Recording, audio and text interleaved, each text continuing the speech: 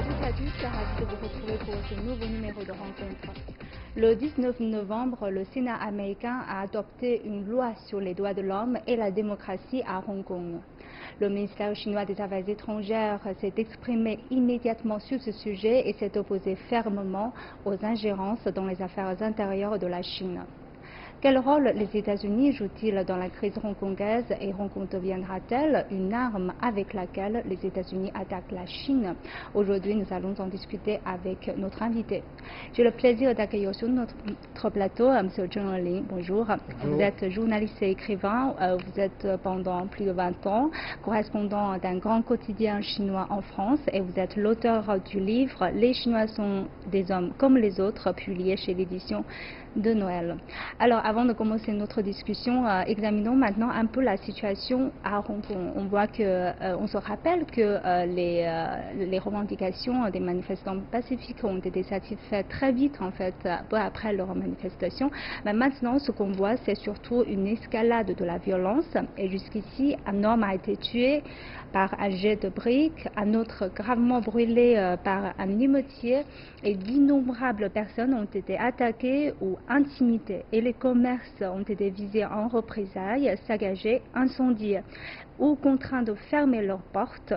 Et des stations de métro ont également été incendiées, des rues détruites. La liste est très longue et au cours des 5 derniers mois, pas moins de 700 incendies perturbant l'ordre public ont fait basculer le territoire dans la récession technique. Alors, on voit que le dégât est très important. Alors, et à ce moment-là, les États-Unis ont adopté ce loi. Alors, que signifie pour vous cette action? Vous savez, c'est une longue histoire, en fait. Pour comprendre les États-Unis, ce n'est pas si facile. Ils votent des lois où, en apparence, c'est pour la démocratie et la liberté à Hong Kong, mais en réalité, le but est ailleurs. Vous savez, lorsque j'étais en France, j'examine souvent les lois occidentaux. Quand ils concernent la Chine, il y a toujours quelque chose sous-entendu. Cette loi aussi, vous savez, le contexte historique de cette affaire de Hong Kong, c'est un conflit commercial entre les États-Unis et la Chine. Il y a une guerre commerciale, vous savez, depuis 1 an. Les deux côtés ont beaucoup perdu. Il faut l'avouer. Surtout, c'est que les États-Unis comme la Chine ont besoin des investissements étrangers. Surtout les États-Unis, parce que le retour de financement de dollars est très important pour Donald Trump. Vous savez, l'année prochaine, dans quelques mois, ils vont commencer les élections présidentielles. Oui. Trump a besoin des investissements étrangers pour donner un coup de pouce pour l'économie américaine. Hong Kong occupe des places très importantes. L'année 2018, Hong Kong a accueilli pratiquement 110 000 milliards de dollars d'investissement étranger. Vous voyez, si Hong Kong commence à avoir des problèmes, si des investissements étrangers quittent Hong Kong, qui va bénéficier? C'est les États-Unis, évidemment. Vous savez, depuis 1 an, cette guerre commerciale entre les États-Unis et la Chine continue à attirer les investissements étrangers. Les 10 premiers mois, la Chine a obtenu pratiquement 110 000 milliards de dollars étrangers. Donc les États-Unis commencent à être inquiets. Voilà. L'augmentation, le taux de croissance, c'est 2,9%. C'est important, les 10 premiers mois.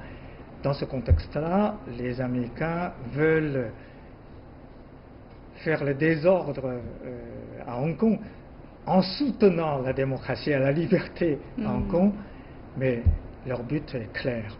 Ils veulent que les investisseurs internationaux quittent cette région, quittent la Chine, quittent le Hong Kong pour retourner vers les États-Unis. Je crois que beaucoup de gens ont déjà vu ce point et ils ne croient plus l'efficacité de cette loi. Alors, comment analysez-vous le rôle depuis le début? Parce qu'on voit que d'abord, c'est des manifestations pacifiques et puis leurs revendications ont été satisfaites très vite par le gouvernement de Hong Kong. Donc, comment expliquez-vous le rôle des États-Unis dans cette escalade de la violence? Pensez-vous qu'il y a des preuves ou des évidences qu'on peut vraiment faire un lien entre les États-Unis et la crise de Hong Kong? Pour voir cette histoire, c'est, comme je l'ai dit toujours, il faut voir plus clairement, avec beaucoup d'attention, parce que les Américains ont l'habitude de jouer toujours avec deux mains. Une main publique, ouverte, que tout le monde le voit, et une autre main cachée, et jouer un rôle essentiel peut-être, mais difficile pour le grand public de le savoir. La main ouverte publique, c'est très clair, ils soutiennent les manifestants pacifiques, entre guillemets. Par exemple, ils donnent des bourses à ces manifestants, ils les encouragent, ils disent que, ah oui, rassurez-vous, si vous avez un problème à Hong Kong, vous êtes bienvenus aux États-Unis pour continuer vos études, ou même immigrer aux États-Unis. Et en même temps, les États-Unis intimident les gens au pouvoir de Hong Kong, les fonctionnaires, les grands patrons, en disant que ceux qui sont contre cette manifestation auront des problèmes dans le futur, par exemple pour obtenir des visas aux États-Unis. Leurs enfants n'auront plus l'occasion d'aller aux États-Unis pour faire leurs études. Pour les hommes d'affaires, les États-Unis vont fermer leurs portes à eux à jamais. Ça, c'est la main ouverte. Ça, c'est très clair. Mais surtout, la main cachée. Ça, j'ai beaucoup d'informations là-dessus. Bien sûr, je ne peux pas tout dire. Par exemple, sur Internet, il y a on dit que ce sont des rumeurs, mais il faut vérifier. Ceux qui manifestent reçoivent des primes, de l'argent. Il y a même des sommes très précises. Telle ou telle somme pour manifester. Si vous descendez dans la rue, vous recevrez telle ou telle somme. C'est vrai qu'un correspondant français m'a dit ça aussi, mais il m'a dit je ne peux pas le dire publiquement. Oui, parce que c'est en secret. C'est difficile à saisir des preuves. Il y a aussi, par exemple, si vous blessez, attaquez un autre civil ou un policier, vous aurez un autre prime plus important. Certaines même avancé un chiffre de 20 000 dollars hongkongais pour tuer un policier. On dit que ce sont des rumeurs. Ce sont vraiment des rumeurs où il y a une certaine faits qui soutiennent cette parole. Je ne sais pas. Mais ce qui est clair, c'est que la manifestation pacifique, entre guillemets, sont en train de devenir une émeute. Vous voyez, les briques lancées par les manifestants ont déjà tué un vieux monsieur de 70 ans. Ils ont utilisé aussi des actes et des arcs des flèches. Oui. Et aussi des explosifs ont été découverts. Des pas... aussi. Oui. Et les essences aussi. Essences pour brûler vif les gens. Oui. Je reviendrai tout à l'heure sur cette affaire. Alors, vous voyez, les manifestants pacifiques sont en train de devenir des émeutiers violents. Ça, c'est sûr. Ils sont soutenus par qui? Évidemment, c'est les États-Unis. Oui, c'est difficile de comprendre d'une façon normale pourquoi il y a une escalade aussi importante de la violence et surtout de la part des manifestants. Alors, il y a un autre volet, c'est le rôle des médias dans cette affaire. En fait, on voit que la situation de Hong Kong a fait la une de l'actualité dans beaucoup de médias dans le monde. Mais je vais vous proposer maintenant une interview que peut-être vous n'avez jamais vue ailleurs et vous n'allez pas voir dans le futur. C'est l'interview de la femme dont le mari a été incendié, a été brûlé par un émeutier. Donc, et elle a vraiment tellement peur et elle a demandé que son visage soit couvert et sa voix modifiée. 我今年51岁，我先生平常是开挖土机的，每个月能赚多少钱？每个月2万多。他平常回家也是非常辛苦的，我从来没想过这样的事情。有一个不知道他是什么人拍的这个片段给我的女儿我的女儿传送给我。你的女儿当时说什么？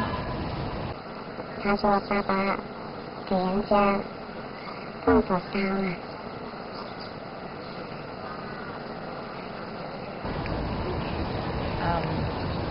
那你当时看到这个视频，第一感觉是什么？很心痛，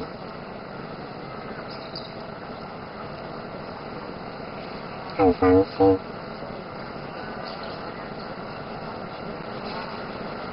不好意思，当时护士跟我说，伤得很重，他现在这样说不出来，孩子们都说不出来，看见他这样子，自己在哭，医生说他五行受伤50%。是的，他现在做了双手一部分的植皮手术，还在昏迷当中。未来还要做什么样的手术吗？要的，他的胸部、腹部还有脸我跟他说话，不知道他听不听懂。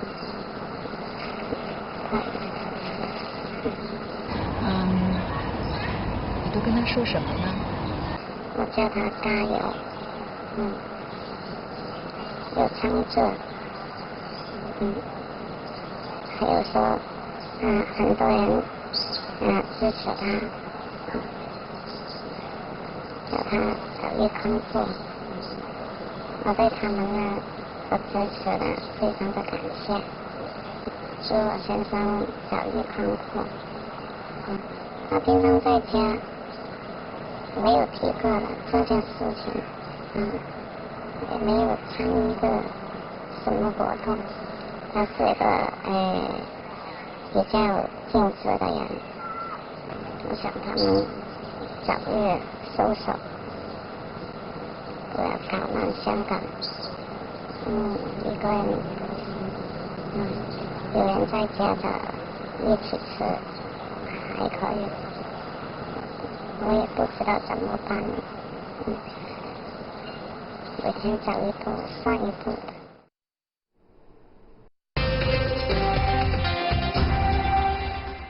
En fait, cet acte est une extrême violence, ça fait mal au cœur. Donc, mais quand je vois cette image apparaître sur les médias occidentaux et les commentateurs, ils font des commentaires là-dessus, ils parlent comme si c'est pas un être humain, donc ça me choque vraiment.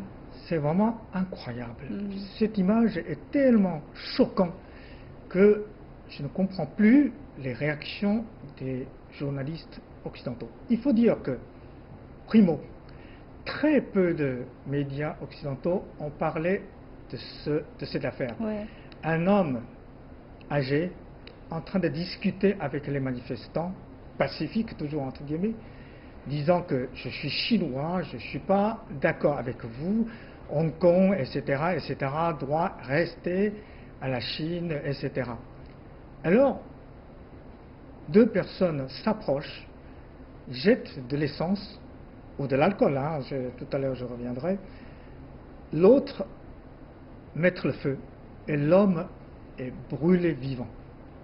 C'est inacceptable. Ouais, N'importe qui s'il a un cœur humain, ne peut pas accepter un tel acte. Mais d'où vient cette ignorance totale des médias occidentaux dans leurs reportages? Moi, personnellement, je pense qu'ils font exprès d'ignorer cette image.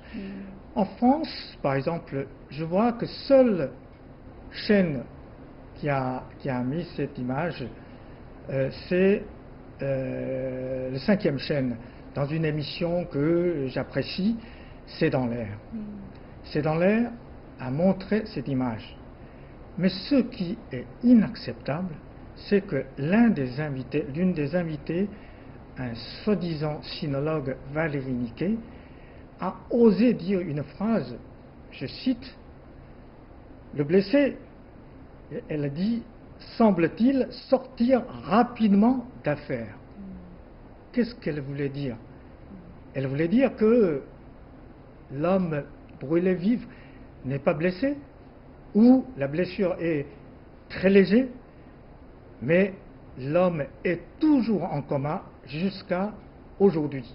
Avant de venir, j'ai vérifié, il est toujours en coma et 50% de son corps sont brûlés, sont, comment dirais-je, irréversiblement blessés. Il ne peut plus retrouver son corps comme avant. Il ne peut pas vivre normalement. Ouais. Comment peut-on accepter un tel acte violent et inhumain?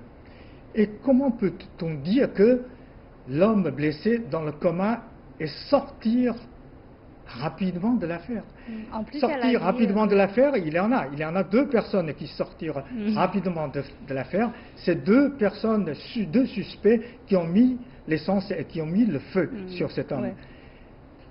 Et ils étaient relâchés par le juge de Cour suprême sous une caution, vous savez combien? Oui, c'est très peu en fait. Ouais. 115 euros. 115 euros de caution, c'est-à-dire à peu près 1000 dollars hongkongais. Pour détruire la vie d'un innocent. Ouais. C'est inacceptable. Moi, je pense que les médias français, les médias occidentaux ont fait ignorer cette image. C'est, comment dirais-je, inacceptable. Et au nom de la défense de la démocratie, toujours. Toujours. Et ça, c'est quelqu'un qui est brûlé vif. Il y a un autre qui est battu à mort avec des briques par les manifestants pacifiques. Un homme de 70 ans était battu à mort. Sur la tête, il a reçu des briques et il est mort. Un certain média français, France Inter, ose dire que CGTN, notre chaîne, insiste sur cette mort. Mais bien sûr, dans une manifestation, un homme qui a s'exprimé tout simplement quelques mots, qui n'est pas d'accord avec les manifestants pacifiques, et il est battu à mort. Comment peut-on ignorer une telle tragédie? Ouais, vraiment, dans les manifestations de Gilets jaunes en France, depuis un an aussi, y a-t-il un mort du côté des manifestants? Non. Même pas un mort. Tandis que ici, vous voyez, dans les manifestations de Gilets jaunes, la plupart des blessés sont dans les rangs des manifestants. Ce sont des Gilets jaunes, plus de 1000 blessés. Tandis que dans l'affaire de Hong Kong, la plupart des blessés, ce sont des innocents citoyens qui sont contre la manifestation. Tandis que les manifestants, très peu de blessés. Il faut dire, il y a un blessé. C'est une jeune fille. Malheureusement, elle est blessée d'un œil. Elle a peut-être perdu son œil. Vous voyez, les médias occidentaux ont largement couvert cette affaire. La jeune fille était blessée d'un œil et elle a perdu cet œil. Mais faites attention, ce n'est pas la police qui l'a blessée. C'est probablement l'un de ses copains qui l'a blessé par erreur. Parce que la preuve, c'est que le blessé, la jeune fille, n'a pas porté plainte contre les polices. Mais vous savez, dans les manifestations des Gilets jaunes, combien de manifestants qui ont perdu un œil à cause de tirs policiers, des balles caoutchouc? Vous savez combien? Une vingtaine. Il y a même un leader, je crois, je m'en souviens son nom, un leader de manifestants de Gilets jaunes a perdu, il s'appelle Jérôme Rodrigue, qui aussi a été blessé par la police d'un œil, et il a perdu cet œil. Vous voyez, d'un côté, un seul blessé qui a perdu un œil dans la manifestation hongkongais, d'ailleurs, ce n'est pas la police qui a fait. De l'autre, il y a une vingtaine de blessés qui ont perdu un œil, mais on insiste sur la blessure, sur le blessé de Hong Kong, et sans beaucoup parler des blessés de Gilets jaunes. Vous voyez, ça, les médias... C'est quelque chose qui m'étonne aussi. Ouais. Oui. Vous savez, les Occidentaux critiquent souvent les médias chinois en disant que les médias chinois n'ont pas de liberté.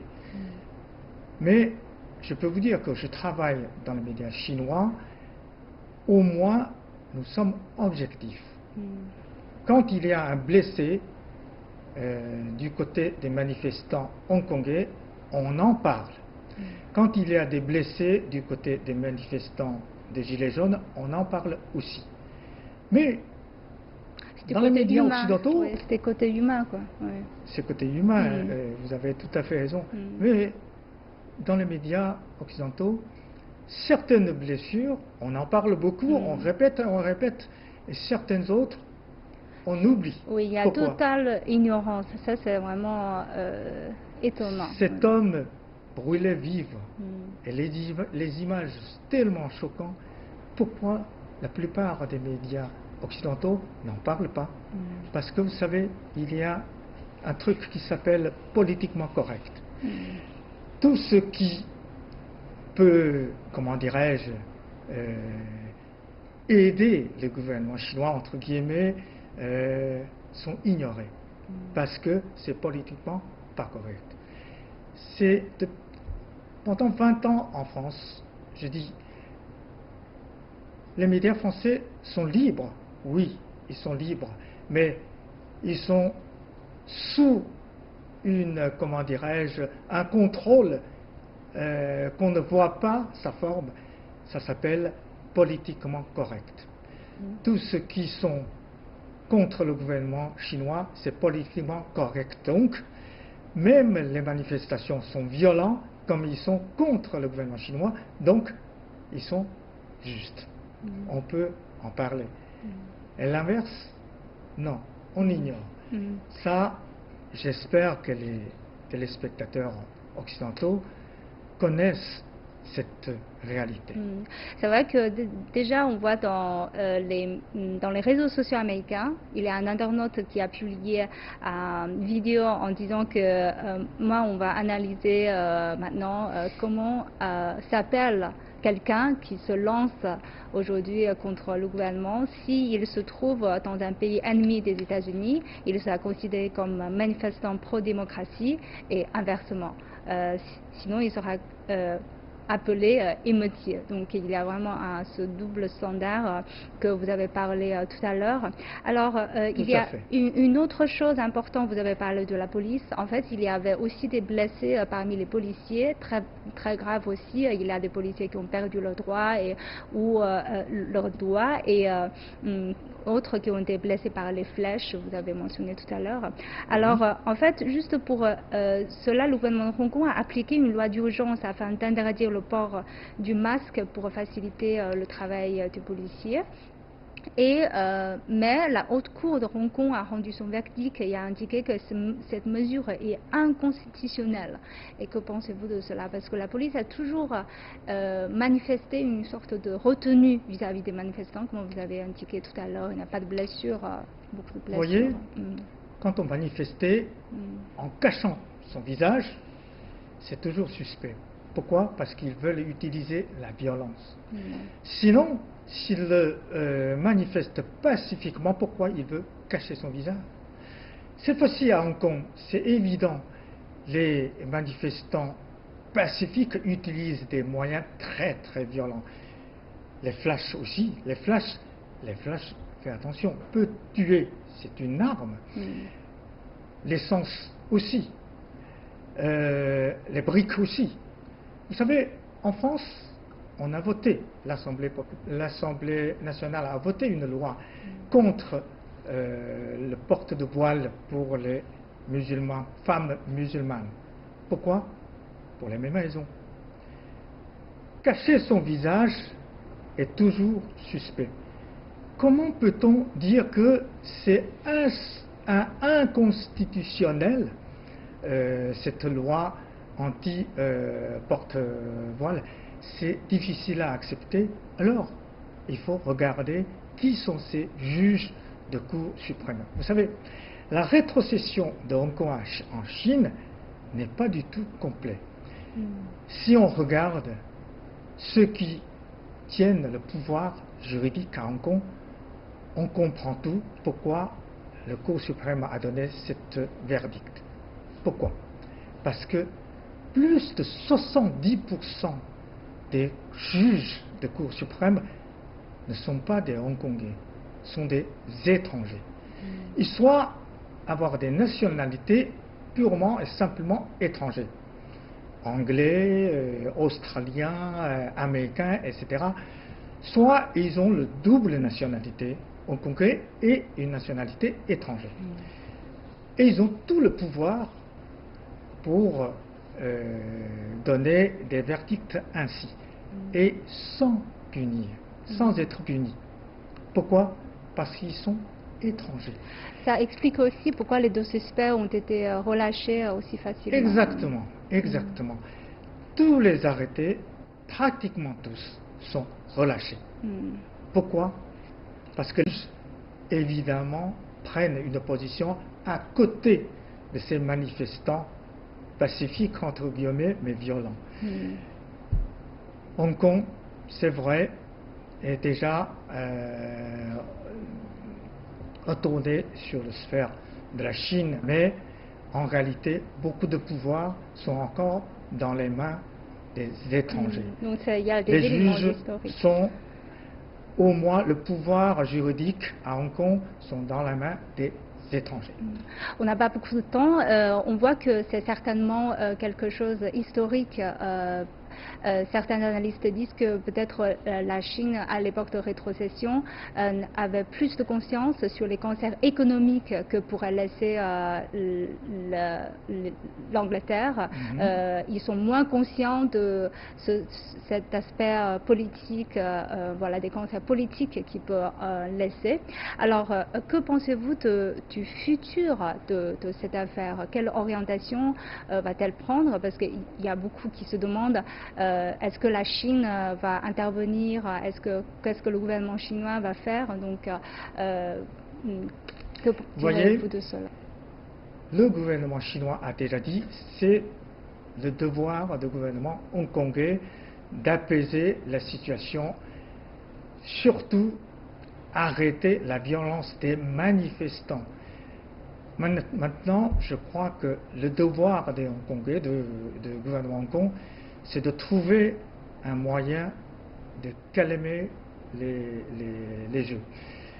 Et je crois, sur ce point, les Hongkongais se sont réveillés.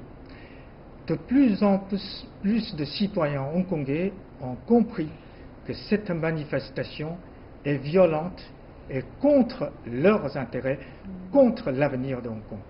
Et dans ce cas-là, je pense que les manifestants pacifiques, entre guillemets, n'ont plus d'avenir. Je vous remercie, M. Zheng Li, merci pour vos analyses. Merci. Et je vous remercie d'avoir suivi notre discussion. À la prochaine.